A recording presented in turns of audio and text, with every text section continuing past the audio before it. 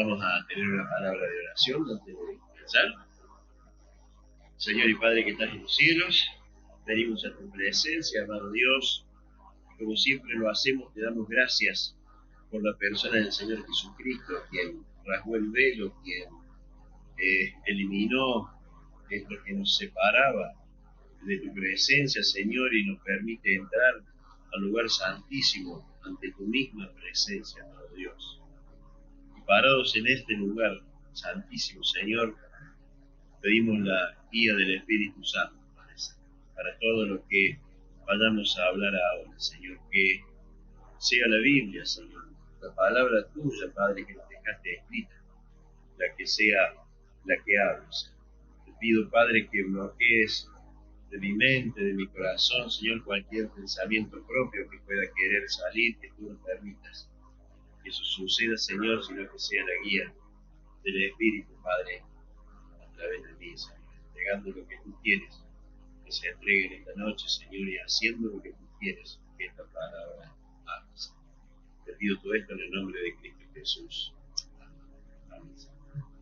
Bueno, queridos hermanos, algunos que hayan podido asistir hace unos domingos atrás o que hayan leído o escuchado en YouTube, recordarán tal vez que cuando nos entregó el mensaje de la palabra de Dios, nuestro hermano Ezequiel Luján hizo referencia al rey Josías y leyó algunos versículos sobre el rey Josías.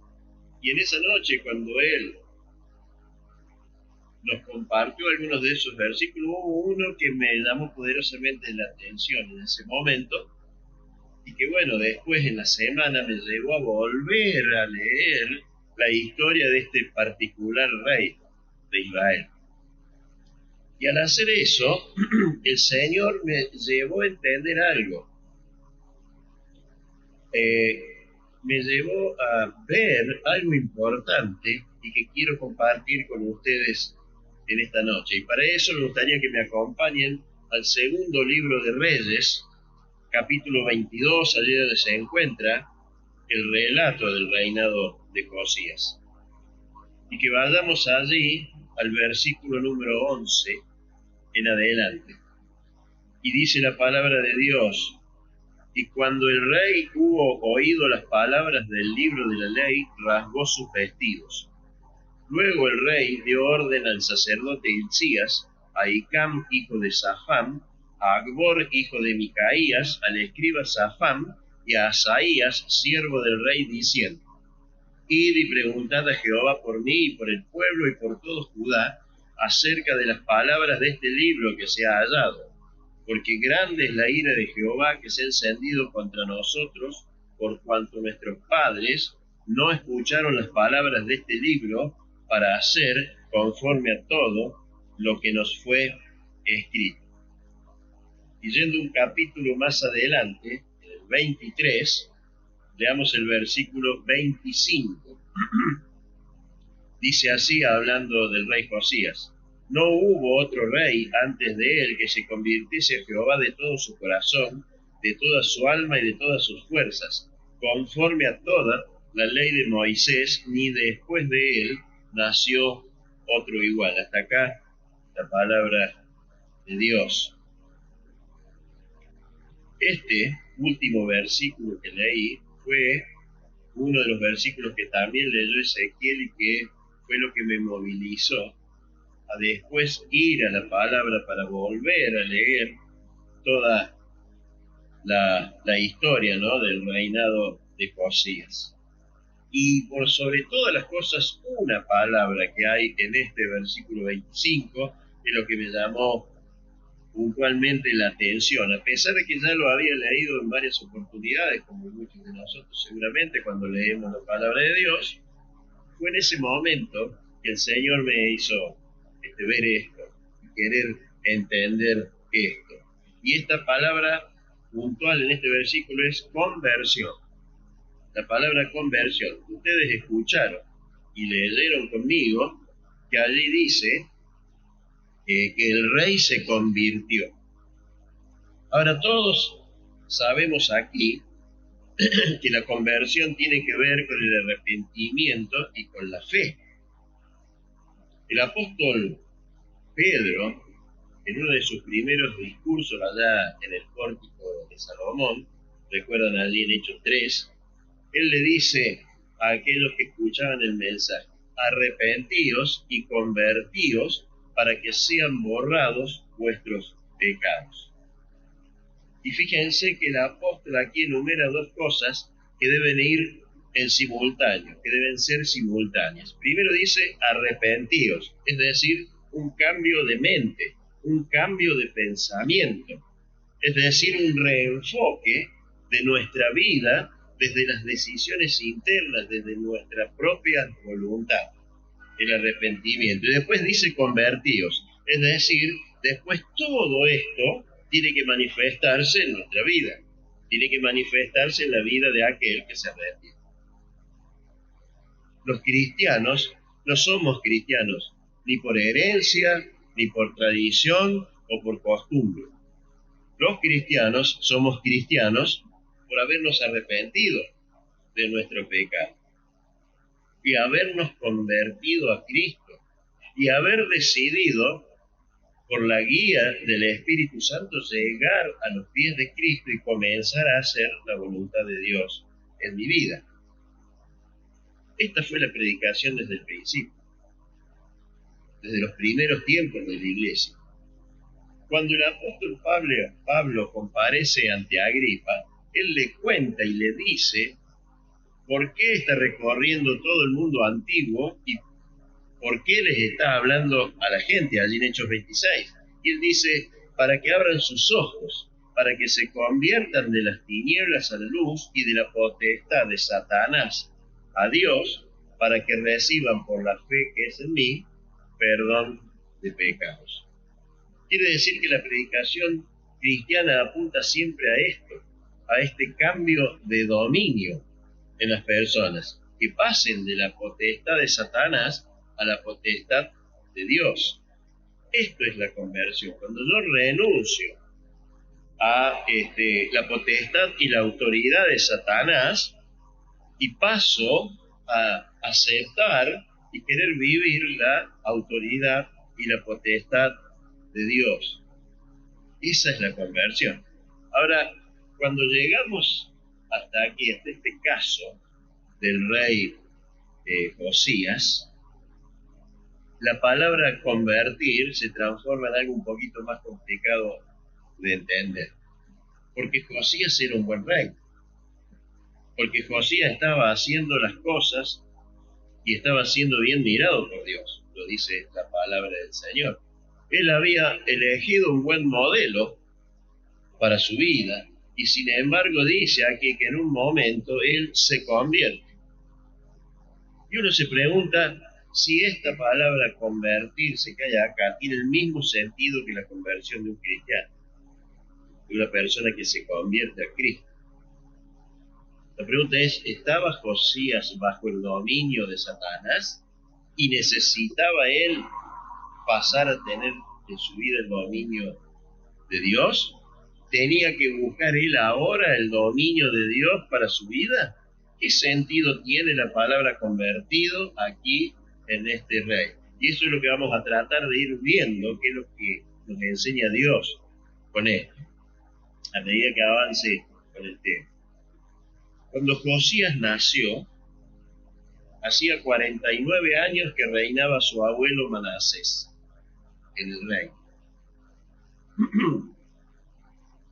Manasés era un desastre moral y espiritual y llevó al pueblo de Israel al desastre, al caos moral y espiritual.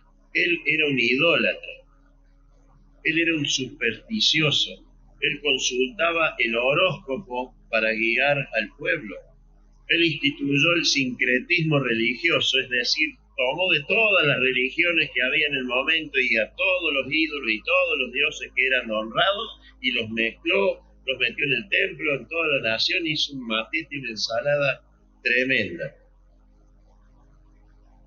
Cosa que algunos hacen hoy también. Este sincretismo está existente hoy también. Él instituyó agoreros y adivinos y los puso en los lugares preeminentes donde debieran estar los sacerdotes adorando al único Dios verdadero. Y todo esto obviamente repercutió en su acción de gobierno. ¿Y de qué manera? En que fue uno de los peores reyes que ha tenido el pueblo de Israel en toda la historia. Y reinó nada más y nada menos que 55 años de decadencia moral y espiritual. 55 años, queridos hermanos, en que el pueblo estaba acostumbrado a la decadencia moral y espiritual. Él llevó a su pueblo al caos espiritual y moral. El gobernante debe ser un gobernante que su moral sea lo primero que tiene que tener y que tiene que mostrar. La moral del gobernante es más grande y más importante que sus títulos, es más importante que su plan de gobierno, es más importante que sus obras. La moral del gobernante debe ser lo principal. Muchos dicen hoy, no me importa realmente lo que haga con su vida mientras nos gobierne bien. O lo hemos escuchado muchas veces, y roba, ¿viste? Pero le deja algo a la gente, le deja algo al pueblo, lo afana. O no escuchamos esto, ¿cuántas veces lo hemos escuchado? Pero sin embargo, el Señor Jesucristo dijo que el hombre bueno del buen tesoro de su corazón saca lo bueno, y el hombre malo del mal tesoro de su corazón saca lo malo. Allí en Lucas 6:45. Lo que había en el corazón de Manasés marcó una época de decadencia terrible, religiosa, moral y espiritual en el pueblo de Israel. Derramó sangre inocente hasta llenar Jerusalén de extremo a extremo, dice la palabra. Un desastre, Manasés. Y por más que haya hecho obras edilicias y haya hecho muchas cosas, tal vez para la nación y para el pueblo, fue un desastre, porque lo sumió en el caos moral y espiritual y religioso. Porque como decía, la moral del gobernante debe ser lo más importante, que ese hombre sea íntegro delante de Dios. El que gobierna debe ser íntegro delante de Dios. Ahora, cuando muere Manasés, muchos habrán dicho de los que estaban en desacuerdo, bueno, se terminó y vendrá una nueva cosa. Y asume su hijo Amón, que reinó 2 años más, peor que el padre. Igual o peor que el padre. Así que imagínense ustedes, cuando Josías accede al trono, tiene 6 décadas de decadencia moral y espiritual sobre su espalda. 57 años de decadencia en el reino. Y allí asume un niño de 8 años absolutamente inexperto. ¿Y cómo hace él para revertir todo esto? Lo que él hizo fue algo muy importante. Él dijo, bueno, a ver, ¿qué cree el pueblo? ¿En qué está creyendo el pueblo? Y allí comenzó Josías y destruyó la idolatría, comenzando por Jerusalén en el templo y extendiéndola a toda la nación. Sacó todos los ídolos, los limpió, los quemó, sacó a los baales, sacó las estatuas de acera, las imágenes del sol, de la luna y de las estrellas que estaban adorando en el templo. Profanó, dice la palabra, los altares y las tumbas, porque el pueblo no se animaba a hacerlo, y él lo hizo para que no tuvieran miedo de hacerlo. Josías hizo esto y destruyó todos los lugares de prostitución sagrada que también se ejercía allí. Es decir, hizo una gran reforma, dio vuelta al país, convirtió a la nación, la puso patas para arriba, literalmente, este gran rey. Él tomó un modelo. Él dijo, yo voy a hacer lo mismo que hacía el rey David, quien fue un gran rey, adorar a un solo Dios, el único Dios vivo y verdadero, que es lo que hacía el rey David. Es decir, en primer lugar, Josías tuvo una actitud de pureza, de limpieza, de purificación del pueblo de Dios. Y en segundo lugar, buscó un modelo, como el modelo de David. Ahora, ¿Cuál fue este modelo de David? David al final de su vida y cuando el pueblo estaba en su esplendor decidió que iba a construir el templo para Dios. Él dijo, ¿cómo puede ser que yo viva en un palacio y el Señor esté en una carpa? Entonces él decidió hacerle un templo donde se adorara al único Dios todopoderoso y verdadero, a Jehová de los ejércitos. Pero Dios le dijo, no, no lo vas a hacer vos, esa no es tarea tuya. Tu hijo lo va a construir. Entonces David, sabiendo que su hijo era el que iba a construir el templo, comenzó a juntar y a amontonar todas las cosas que eran necesarias para construir el templo. Quiere decir que cuando muere David y asume Salomón, tenía todo, o prácticamente todos los elementos para construir el templo. Entonces Josías se da cuenta de la importancia que tenía el templo y para lo que había sido construido para adorar al único Dios vivo y verdadero. Entonces dijo, tengo que hacer algo con el templo. Y envió a su gente para que comenzaran a refaccionar el templo que había sido dedicado a la idolatría hasta ese momento. Allí adentro, si ustedes leen, había estatuas de todos los dioses, al ejército del cielo, dice, a los planetas, a las estrellas, al sol, a la luna. Él hizo quitar todo eso y pensó en comenzar a restaurar el culto.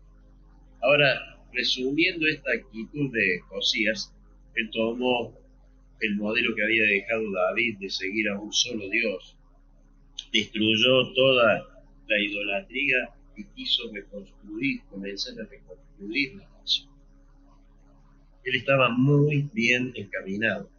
Él estaba haciendo las cosas conforme a lo que Dios quería que él hiciera. Entonces los sacerdotes fueron a ver todas las ofrendas que el pueblo estaba dando en ese tiempo para la refacción, la reconstrucción del templo. Y ellos tenían la orden de Josías de contratar a los carpinteros, a los maestros, a los albañiles y a todos los oficios que hicieran falta para reconstruir el templo y de rendir las cuentas de eso. Entonces fueron ellos allí, encontraron y vieron todo lo que había ahí y hicieron las contrataciones que tenían que hacer y de ahí volvieron a rendirle cuentas a Josías. Y ahí le dieron las cuentas y le deben haber dicho cómo habían trazado el plan de la reconstrucción. Y entre medio de todas esas cosas alguien dice, rey, el sacerdote Hilcías encontró un libro. El libro de Moisés. ¿Cuál era este libro? Era Moisés cuando terminó de escribir el Pentateuco, es decir, los primeros 5 libros de la Biblia, lo que el pueblo hebreo llama la ley, dijo que una copia tenía que estar en el templo. Eso lo dijo Moisés. Y seguramente esa es la copia que el sacerdote Hilcías encontró y trajo también al rey Josías. Algo que creo yo que el rey Josías y también los sacerdotes no deben haber ignorado, porque se enseñaba la ley. Había rabinos que enseñaban la ley al pueblo. Ahora, cuando traen el libro, había una escriba allí, dice la palabra, y se lo trae Josías, y él le dice, léelo. Y este escriba comienza a leer el libro. Y cuando Josías se escucha todas las cosas que se estaban leyendo de este libro, él pudo haber tenido alguna de estas actitudes, haber dicho, estamos ante una reliquia histórica de la nación. O podría haber dicho, es una curiosidad que podamos tener en nuestras manos algo tan antiguo, tan histórico. Tendríamos que hacer como un museíto y poner el libro allí para que todos lo vean y nadie lo olvide. O podría haber dicho también, estamos ante un libro religioso. Pero él no dijo ninguna de estas cosas. Cuando escuchó que se leía este libro, él dijo, esto es la palabra de Dios. Esto es lo que Dios ha dicho. Esto es lo que Dios nos dejó escrito para nuestro pueblo. Josías escuchó la lectura y no pensó en una reliquia histórica, no pensó en una curiosidad, no pensó en un libro religioso. sino que él dijo, esta es la palabra del Dios viviente. Y querido hermano, querida hermana, nuestra vida espiritual, la vida espiritual de cada uno de nosotros depende cómo nos acercamos a esa palabra. ¿Y qué relación tiene nuestra vida con esta palabra? Con la mismísima palabra de Dios. Lo que define a Josías es la comprensión que él tuvo de esta palabra, de lo que era esta palabra y de lo que decía esta palabra. Porque inmediatamente él va y dice, vayan y pregunten al Señor, como hemos leído, por mí y por el pueblo, porque nuestros padres no escucharon las palabras de este libro. Y entonces él hace que le den a él el libro y él les lee la ley y les pide al pueblo que se conviertan realmente a la palabra de Dios. Él le dio a esta palabra hallada la autoridad de Dios. Le dio autoridad a esta palabra encontrada. Analizó la realidad a la luz de la palabra de Dios.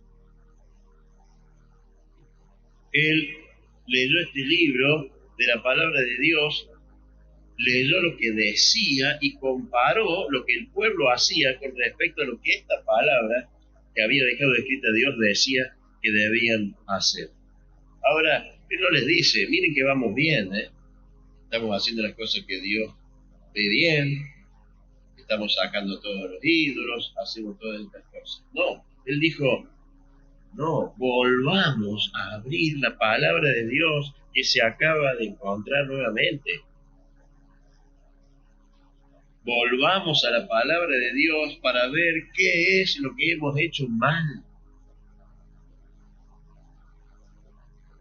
Dice que cuando él escuchó la palabra de Dios, él tuvo un acto increíble de humillación para un rey. Él rasgó sus vestiduras y todos sabemos que las vestiduras de un rey eran lo que mostraban su cargo y su posición. ¿Se acuerdan que al mismo Señor Jesucristo le pusieron ropas así para darle un cargo de rey? Las ropas decían quién era.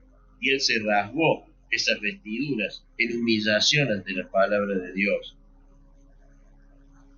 Él en ese momento puso a la palabra de Dios como la autoridad suprema, mayor, más que él mismo, que era el rey en ese momento de la nación. Él se humilló delante de la palabra de Dios. Y hay algo más que sucede en su interior, algo que pasa dentro de él que se lo va a explicar Dios mismo a él.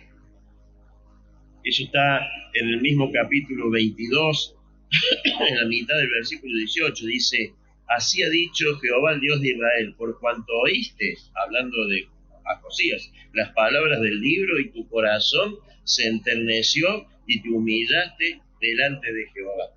Esta es la única vez que la palabra enterneció, aparece en la Biblia. ¿Y qué quiere decir enternecer? La misma palabra nos lo dice, hacer algo tierno, enternecer, hacer algo sensible, algo blando, ablandar, sensibilizar. Josías recibió el impacto de la palabra de Dios y se enterneció. Es lo contrario a endurecer su corazón, de ser insensible, es exactamente todo lo opuesto a esto. Y este hecho es muy importante, lo que hizo el rey Josías allí, porque un rey renunció a su soberanía, se inclinó ante la palabra de Dios, rasgó sus vestiduras. Personalmente él le lee la ley al pueblo y se da cuenta de algo muy importante en ese momento. Uno puede tomar un buen modelo, un buen ejemplo para seguir, como él tomaba el de David. Y que podemos tomar muchas medidas en nuestras vidas que son buenas y que son positivas, pero que todo esto no sirve para nada si nosotros no nos confrontamos ante la palabra de Dios, ante lo que Dios dice en su palabra que debemos hacer y cómo debemos vivir. Y es ahí entonces cuando se produce esto que dice, y se convirtió el rey de todo su corazón. Él se convirtió en la palabra de Dios, él entendió que lo que se había encontrado ahí era la guía para su vida y para el pueblo. Allí está la conversión, convertirse a la palabra de Dios hallada. Y muchas veces nosotros, queridos hermanos, queremos vivir una vida cristiana simplemente por reflejo. Me busco un buen modelo de cristiano y lo sigo. O quiero vivir una vida cristiana acorde a lo que yo pienso que debe vivir un cristiano o como debe vivir un cristiano. Pero realmente lo que Josías hizo aquí fue algo más que él experimentó el poder de la palabra de Dios en su vida y se dio vuelta, se convirtió en aquellas cosas que todavía él no había entendido, que habían gravísimos pecados dentro del pueblo y que debía haber un gran arrepentimiento de toda la nación hacia el Señor, porque todo lo que él había hecho hasta ese momento, que todo era muy bueno, pero había algo más. Había que llamar a algo mucho más profundo a la nación, castigada por 60 años de decadencia. En ese momento él habla la palabra de Dios y congrega al pueblo.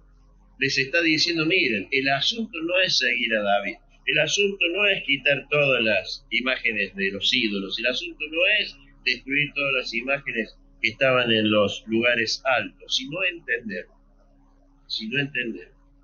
que todos nosotros nos debemos arrepentir de corazón y volver al Señor, volver a la palabra del Señor. Miren, nosotros los cristianos tenemos la conversión, que es la conversión para la salvación, ¿verdad?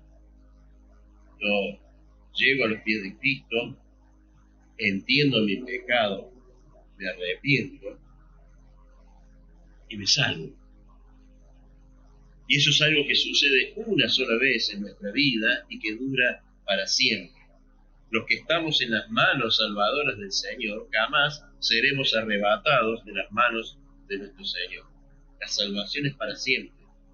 La recibimos una vez y es para siempre. Esta es la conversión del cristiano, de nosotros. Pero entiendo también que el hecho de darnos vueltas, de convertirnos permanentemente, es un acto que debe ser constante en nuestra vida. Yo me convertí a Cristo, yo me entregué a Cristo, soy de Cristo, pero hay cosas que tengo que cambiar en mi vida. Hay cosas que tengo que modificar en mi vida. Siempre hay de estas cosas en nuestra vida que tenemos que cambiar, que tenemos que ir modificando. ¿Y cómo hacemos para modificar estas cosas? Y me busco un cristiano modelo y lo sigo, no sirve. Bueno, yo tengo un método para hacerlo, no sirve. Si cada uno de nosotros realmente queremos un cambio real, verdadero en nuestras vidas, tenemos que ir a la palabra de Dios. Tenemos que ir a la palabra de Dios y preguntar, Señor, ¿qué es lo que tengo que cambiar en mi vida? Yo, Señor, que ya soy tu hijo, que ya me convertí, ¿qué más cosas tengo que convertir en mi vida? Recuerden que la palabra conversión tiene que ver con los hechos. Cuando yo me convierto, después de arrepentirme, tengo que mostrar con hechos, tiene que haber frutos en mi vida que demuestren esa conversión. En cambio, el arrepentimiento es algo del corazón. Pero con los hechos, Señor, ¿qué es lo que tengo que cambiar de mis hechos? ¿Qué es lo que tengo que cambiar de mi vida? ¿Qué es lo que estoy haciendo con mi vida? ¿Qué tengo que cambiar de mis actitudes, de mi manera de pensar, de actuar? Dice David en el Salmo 19, la ley de Jehová es perfecta que convierte el alma, y el testimonio de Jehová es fiel que hace sabio el sencillo. Leemos la palabra de Dios justamente para llegar a esa sabiduría. Desde nuestra sencillez, desde nuestra humildad, desde nuestro desconocimiento. Porque solamente la palabra de Dios aplicada en nuestra vida nos hace sabios.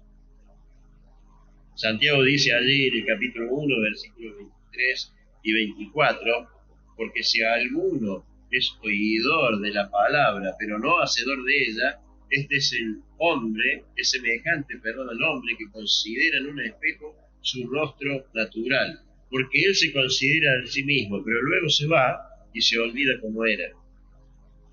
Muchas veces leemos la palabra de Dios, entendemos lo que Dios nos dice, pero enseguidita nos olvidamos. Hay lecturas que son lecturas superficiales. Me levanto a la mañana y como tengo que cumplir, me leo un salmito o me leo un proverbio y le digo al Señor gracias, bendecí mi día y salvo. Y la cuestión no es leer de esa manera la palabra de Dios, sino abrirla, leerla y modificar nuestras vidas según lo que nos pide Dios en su palabra.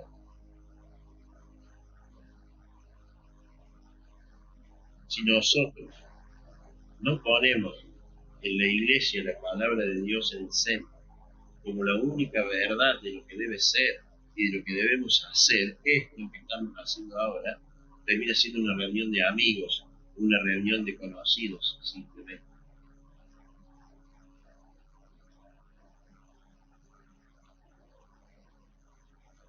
La palabra de Dios es la que transforma la vida de cada uno de nosotros, queridos hermanos. Pero la iglesia es iglesia porque justamente pone la palabra de Dios en el centro y nos confronta a cada uno de nosotros, cuando estamos sentados aquí escuchando la palabra de Dios, nos confronta para cambiar y modificar nuestras vidas, para transformar lo que haya que transformar en nuestras vidas, para no ser oidores simplemente y ser hacedores de lo que la palabra de Dios nos dice. La Biblia nos pone ante un espejo que nos muestra tal cual somos nosotros verdaderamente. No lo que mostramos a los demás. La palabra me confronta a mí mismo y me dice quién soy yo verdaderamente. Y el Espíritu Santo ilumina nuestro interior cuando la leemos con profundidad, cuando la leemos para que ella con su poder nos transforme nuestras vidas. Y ahí entonces puedo ver la suciedad, la mugre, las cosas que yo pueda tener en mi vida. Ahí veo lo que yo todavía tengo que cambiar en mi vida. La palabra de Dios para toda la humanidad, para todas las personas, revela el pecado que cada uno tiene, el pecado interior, y demuestra el camino para llegar a ser una nueva criatura y que se convierta a Cristo. Ese es el poder que tiene la palabra para todas las personas, para toda la humanidad. Pero en la vida de nosotros, de los cristianos, los que ya hemos recibido el Señor Jesucristo, los que ya nos hemos convertidos al Señor, debe producir una conmoción espiritual en nuestras vidas, que tiene que llevarnos al arrepentimiento constante en todas las cosas que debamos arrepentirnos aún siendo creyentes. Yo tengo que cambiar esta forma de pensar, tengo que cambiar mi conducta, tengo que cambiar mis actitudes, tengo que cambiar mi día a día, lo que yo hago, lo que yo digo, lo que yo muestro, lo que yo predico. Y recién, cuando podemos llegar ahí y la palabra empiece a modificar nuestras vidas, es cuando la palabra de Dios es viva y eficaz en nuestras vidas. Queridos hermanos, estamos viviendo una situación en la sociedad extrema. Estamos viviendo en un mundo corrupto, en un mundo que está corrompido. El hombre cada día se corrompe más y más. Para donde miremos, hermanos, hay todo tipo de corrupción. Y empieza desde arriba y se desparrama hacia abajo, en los gobiernos, en los jueces, en la policía, en las empresas, en los sindicatos, en los obreros, en los empleados, en los patrones, en todas las ramas religiosas también hay corrupción. Estamos en un estado de emergencia espiritual en el mundo, en la humanidad. Y el problema no es, queridos hermanos, la emergencia política. El problema no es la emergencia económica, eso es pasajero, eso cambia de un momento a otro, eso va y viene, no tiene eternidad. Ese no es el problema, queridos hermanos. El problema bien serio y preocupante es la emergencia espiritual en que se encuentra el mundo, porque muy pocas personas toman en cuenta a Dios para hacer las cosas. Y muchos de ellos juran, poniendo la mano sobre la Biblia, y es la única vez en que van a estar cerca de la palabra de Dios, porque después no la tienen más, no la ven, no la abren, no la leen. Y muchas de estas personas que dirigen el mundo tienen unas bibliotecas preciosas y tienen que tener una Biblia. El que tiene una biblioteca tiene que tener una Biblia y la compra, pero nunca la abren y nunca la leen. Y así está el mundo. Y así está el mundo. Pero hay algo más lamentable, y es que hay cristianos que abren esporádicamente sus Biblias. Estamos en una emergencia espiritual. Y te digo, hermano, hermana, que no son las ideologías las que nos van a sacar de esto, no son las doctrinas económicas, no son los planes de gobierno, no, estamos viviendo el tiempo de Manasés. Realmente el corazón del hombre está mostrando su contenido en el mundo. Vivimos tiempos peligrosos, vivimos en tiempos de Manasés. Y hay algunas personas, creyentes o no creyentes, que se agarran la cabeza y dicen, ¿a dónde vamos a ir a parar? ¿Hasta cuándo? Con tanta inflación, con tanta violencia, con tanta inseguridad, con la droga, con la corrupción, con todas estas cosas. Ahora, hermanos, no nos debiéramos asombrar. Eso está escrito en la palabra. Y todo lo que va a venir de ahora en adelante va a ser peor. Y no lo digo yo, porque vos, hermana y hermano, sabés que lo dice la Biblia. Y entonces, ¿cuál es la salida si esto se va al tacho? Y no es que cambien los gobernantes, no es que cambien los partidos, no es lo que cambie una ideología, sino que son los hombres los que tienen que cambiar. Somos las personas los que tenemos que cambiar. Es necesaria una vuelta a la palabra de Dios, a hallar el libro nuevamente, a hallar la palabra de Dios en la humanidad completa. Esa es la solución. Pero la vuelta a la palabra de Dios tiene que empezar por nosotros, por cada uno de nosotros. La vuelta a la palabra de Dios tiene que empezar por el pueblo de Dios, para contagiar a todo el mundo. Cada uno de nosotros debe abrir su Biblia. Cada día volvamos todos a mirarnos en ella y preguntarnos qué tengo que cambiar en mi vida. Lo que le pasó a Josías fue esto. Casualmente esto, él se convirtió, cambió el rumbo cuando escuchó la palabra del Señor. Porque él no era una mala persona, él no era un mal rey, estaba haciendo bien las cosas, estaba muy bien encaminado. Sino que él se convirtió porque encontró en la palabra de Dios la clave de lo que tenía que hacer. Y valga la redundancia, en lo que tenemos que hacer nosotros también, encontrar en la palabra de Dios la clave de cómo debe ser nuestra vida y de las cosas que tenemos que cambiar nosotros en nuestra vida. ¿Cómo está tu vida hoy? ¿Cómo está mi vida hoy? ¿Cómo están tus pensamientos? ¿Cómo están tus acciones? ¿Cómo están tus actitudes en frente a la palabra de Dios? Esto es lo que tenemos que preguntarnos y buscar la respuesta en la Biblia, en la palabra de Dios, donde están todas las respuestas. No nos olvidemos, hermanos, que la iglesia misma, en los siglos en que no tuvo la palabra de Dios al alcance de todos, tuvo una decadencia tremenda.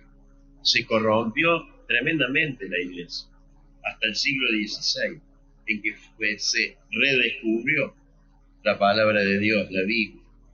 pasó algo similar en ese siglo a lo que pasó allí en el tiempo de Josías y el hallazgo del libro de Moisés.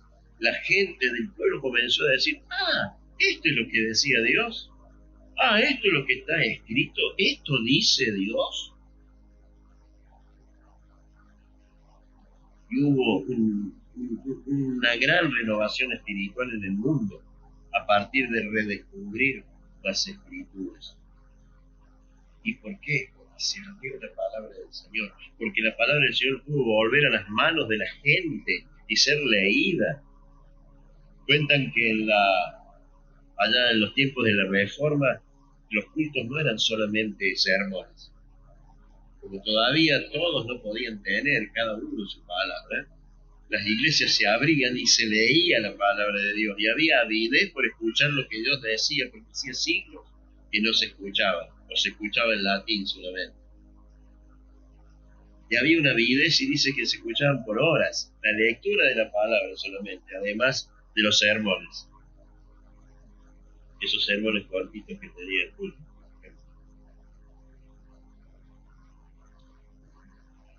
La palabra de Dios fue redescubierta. Ahora, hoy nosotros tenemos la bendición de tener en nuestras casas una o más Biblias. Tenemos la bendición de tener en nuestros dispositivos, en los celulares, en las computadoras, un montón de Biblias, de versiones. Aprovechemos esa libertad que tenemos. No sé hasta cuándo. No sé hasta cuándo. Ojalá que la sigamos teniendo. Esta libertad que tenemos por ahora, la abramos, leamos, que entre en nuestro corazón la palabra de Dios. La palabra de Dios es el centro de transformación constante en nuestra vida. La palabra de Dios nos transforma permanentemente. Ahora, ¿ustedes creen que por ser cristianos no tienen cosas que cambiar en su vida? Sí, todos tenemos cosas que cambiar en nuestra vida. Siempre, siempre hay algo para entregarle al Señor, para que Él trabaje en nuestras vidas. ¿Y cómo hacemos esto? Igual que lo hizo el rey Josías, convertirnos a la palabra de Dios. Esto es lo que produce el crecimiento espiritual en un hijo de Dios. Solo esto nos saca de la decadencia, de la emergencia espiritual y moral que tiene el mundo. Debemos convertirnos a la palabra de Dios, leerla y actuar en consecuencia, ir cambiando lo que haya que cambiar. Debemos dar un paso más aún, solamente de leer la palabra.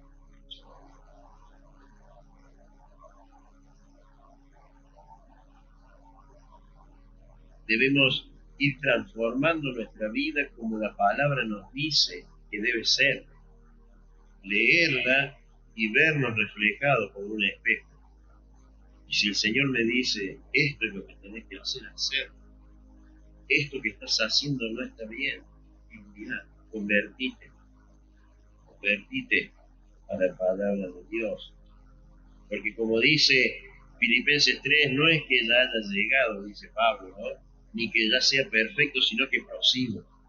Pablo se confrontaba diariamente con la palabra de Dios para seguir avanzando en su vida espiritual. Así que, hermanos, convoquémonos a abrir la palabra del Señor, leerla, analizarla, escudriñarla para cada uno de nosotros y ver qué es lo que tenemos que cambiar.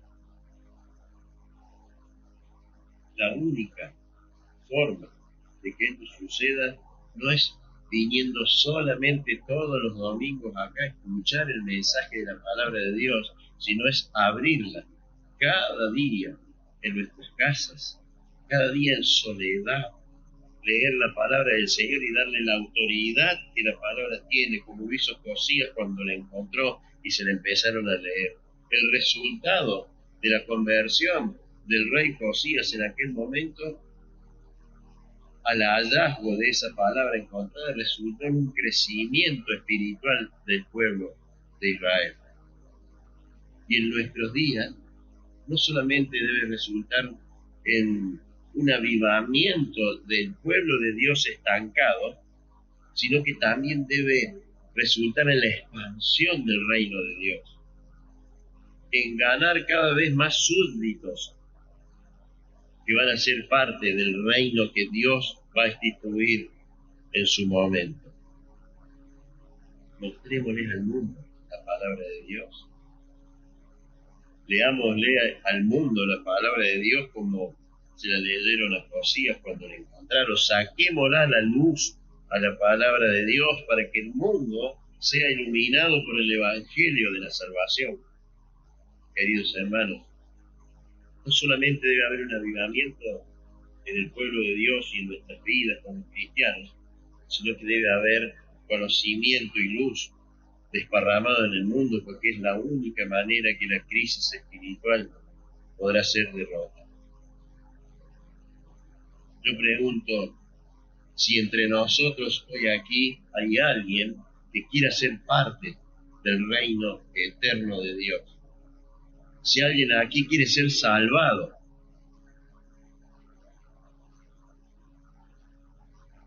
si alguien aquí quiere recibir la salvación que Dios da a través del sacrificio del Señor Jesucristo, si alguien quiere recibir la vida eterna que Dios te extiende en esta noche, hoy es el día, es el momento. Por algo estás acá, por algo escuchaste este mensaje de reencuentro del hombre con la palabra de Dios, tan necesario en estos días y tan necesario para vos si todavía no tenés la vida eterna de Dios contigo, si no te has convertido todavía. Si esta es tu necesidad, pedíselo a Dios ahí donde estás, con tu palabra, en silencio, decíselo a tu manera. Si le quiero convertir a la palabra de Dios, quiero arrepentirme de mi pecado, quiero recibir por fe en el Señor Jesucristo que murió en la cruz para salvarme, esa vida eterna que me está ofreciendo. Es la única solución a toda crisis espiritual, a toda necesidad que el hombre tiene. Si lo hiciste ahí, o si está en vos la intención de hacerlo, te invito a que después, si querés acercarte a mí para que hablemos o para que pueda orar por vos, hacerlo. O arrimate a la persona que hoy te haya invitado, te haya traído este mundo.